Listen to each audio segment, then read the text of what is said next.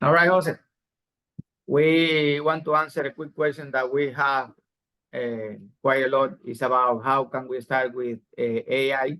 If you see nowadays, everything is AI everywhere. We have gone through the couple conference of AI, the AI tour in San Francisco, the AI tour in New York, and there is a lot of developers that come to us asking us, hey, how can we start with AI? It seems overwhelming. And of course, there is a lot of terminology, and we can talk about the RAG pattern, injecting your own AI, your own data, embeddings, vectorize.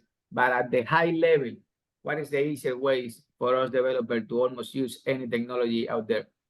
It's basically API calls. So almost everything that we come across have an SDK, have some API calls, have a REST API, anything. So we want to mention that OpenAI is not different. So we briefly did a quick search for a OpenAI client, and we have one here, of course, on Blazor, and we just want to like demo just for a few small things. The first one, we have a chatbot as always. Let's ask him what is DevExpress SAF XAF. So right here, you see, yeah. I think that I mean, this is one of the most important things that we need as developers right now.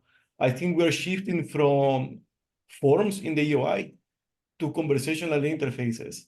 So you will always have to have a chat interface in your application, because as before everyone wanted mobile, now everyone wants to have a chat in their No, system.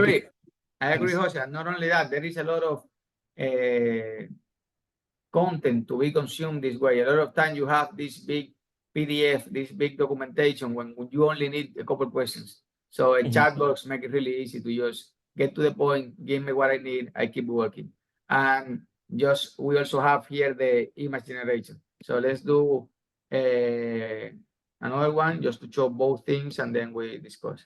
Three in hand. I always like this example. It's the hello world image Yeah, generation. exactly. Three in hand. Then you see the image. Okay, you have a three in the hand. So let's see the code, just a few lines of code, and then discuss. So the first thing that we have to see, we create the OpenAI client. Of course, we're gonna need an API key. You do that with your own account. I think that we were talking that they were now they are prepaid, so they change a little bit things, but that's fine. Either way, that's not the part that we are interested in. But basically, if you see here, we have the client, and right here, we're gonna have all the endpoints that are available for us: audio endpoint, chat endpoint, the completion endpoints, embeddings, fine-tuning, and so forth. Now we have the chat endpoint right here where we can pass our prompt, we create the prompt, and then we go from there. Of course, always to mention that even if you see ChatGPT and all of other chat box over there saving context, it doesn't do it for you. So it's up to you to save the context and send it back again. But you see, it's that easy. It's a few lines of code, and you can start asking questions to your chatbot. Same thing with the image generation. You have here your OpenAI client, image endpoint, generate image. This is the prompt that you want to pass, how many images, what is the size, and then you can basically put it in an image tag or any visualization. So it's that easy to start with AI. This is the first step. Then you can go into embeddings, fine-tuning, injecting your own data, and so on. But this is a simple way that you can start already playing, because believe me, if you don't get into AI, you will get behind.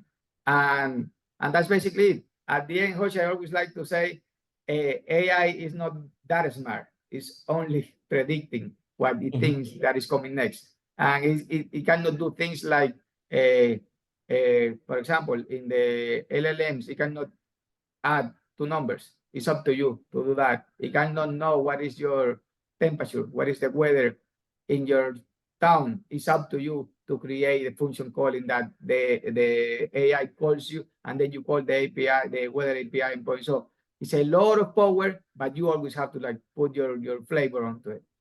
And to be honest, Javier, I think that what the power that comes with AI is actually not the answers that we get, is how we can ask those questions to the user, because the user is always more for them it's easier to feel like a natural conversation in natural language than going through like a lot of forms to check stuff to do something, right? So I think that the main purpose of integrating something like AI is having a language calculator more than trying to replace our accounting system, because it might go really wrong in that Right. sense. So users Also, are and also it's good to mention AI is not a database. So you need to think differently about it.